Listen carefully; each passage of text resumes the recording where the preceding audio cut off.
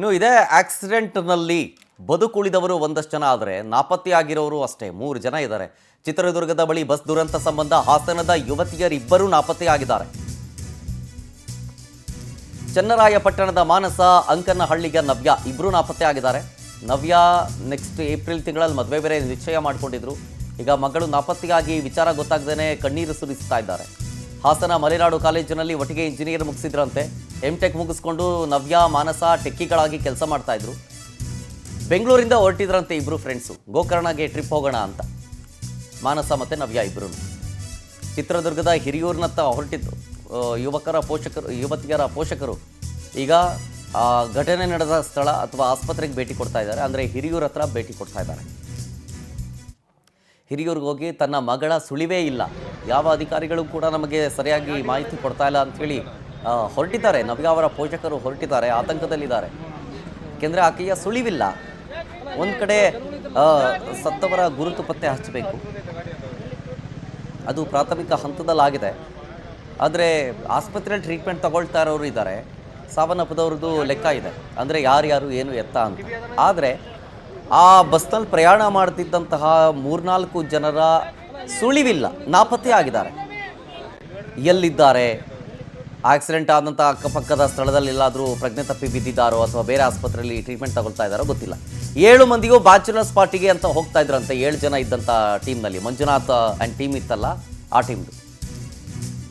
ಗಾಯಾಳು ಮಂಜುನಾಥ್ ಸಹೋದರ ದಿಲೀಪ್ ಕೊಡ್ತಿರುವಂಥ ಸ್ಟೇಟ್ಮೆಂಟ್ ಇದು.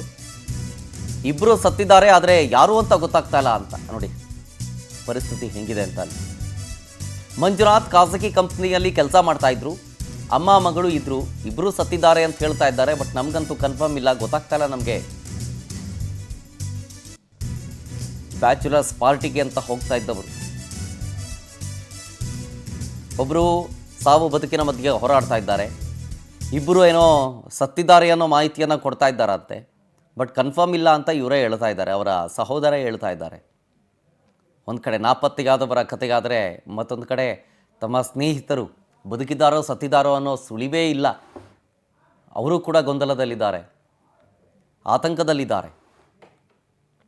ಮತ್ತೊಂದು ಕಡೆ ಇಬ್ಬರು ಯುವತಿಯರು, ಮತ್ತೊಂದು ಕಡೆ ಈ ಯುವಕರು.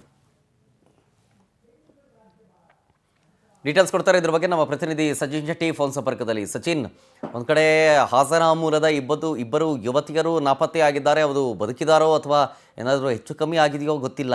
ಈಗ ಪೋಷಕರು ಅಲ್ಲಿಂದ ಹಿರಿಯೂರಿಗೆ ಹೊರಟಿದ್ದಾರೆ ಅಂತ ಅವ್ರು ಏನು ಹೇಳ್ತಾರೆ? ಏನೋ ಅಧಿಕಾರಿಗಳನ್ನು ಸಂಪರ್ಕ ಮಾಡುವಂಥ ಪ್ರಯತ್ನ ಮಾಡಿದ್ರಂತ, ಏನು ರೆಸ್ಪಾನ್ಸ್ ಬಂತಂತೆ ಅವ್ರಿಗೆ?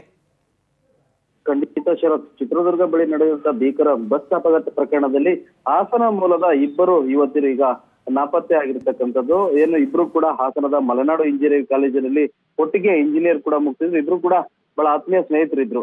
ಇವರಿಬ್ರು ಇಂಜಿನಿಯರ್ ಮುಗಿಸಿ ಬೆಂಗಳೂರಿನ ಒಂದು ಖಾಸಗಿ ಕಂಪನಿಯಲ್ಲಿ ಕೆಲಸನ ಮಾಡ್ತಿದ್ರು. ಆದ್ರೆ ನಿನ್ನೆ ಏನು ಗೋಕರ್ಣಕ್ಕೆ ಸ್ನೇಹಿತರೊಟ್ಟಿಗೆ ಒಂದು ಗೋಕರ್ಣಕ್ಕೆ ಪ್ರವಾಸ ಹೊರಟಿದ್ರು. ಆ ಒಂದು ಸಂದರ್ಭದಲ್ಲಿ ಈ ಬಸ್ ದುರಂತ ಆಗಿರತಕ್ಕಂಥದ್ದು. ಆದ್ರೆ ಅವರಿಬ್ರು ಕೂಡ ಎಲ್ಲಿದ್ದಾರೆ ಅನ್ನೋದು ಕೂಡ ಇದುವರೆಗೂ ಕೂಡ ಗೊತ್ತಾಗಿಲ್ಲ.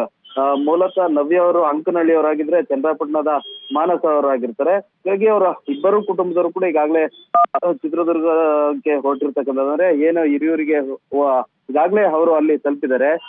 ಅವ್ರ ಅಧಿಕಾರಿಗಳಾಗಿರ್ಬೋದು ಯಾರು ಕೂಡ ಇವರಿಗೆ ಸರಿಯಾದ ರೀತಿಯಾದ ಮಾಹಿತಿ ಕೊಡ್ತಿಲ್ಲ. ಅಂದ್ರೆ ಅವ್ರು ಎಲ್ಲಿದ್ದಾರೆ, ಅವರ ಫೋನ್ ಕೂಡ ಈಗ ಸ್ವಿಚ್ ಆಫ್ ಆಗಿರ್ತಕ್ಕಂಥ. ಹೀಗಾಗಿ ಯಾವ ಒಂದು ಮಾಹಿತಿ ಕೂಡ ಪೋಷಕರಿಗೆ ಲಭ್ಯ ಸಿಗ್ತಾ ಇಲ್ಲ. ಹೀಗಾಗಿ ಪೋಷಕರು ಕೂಡ ಬಹಳ ಗಾಬರಿ ಆಗಿರ್ತಕ್ಕಂಥದ್ದು.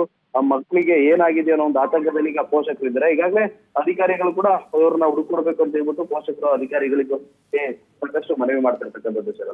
Okay, thank you Sachin ಡೀಟೇಲ್ಸ್ಗಾಗಿ.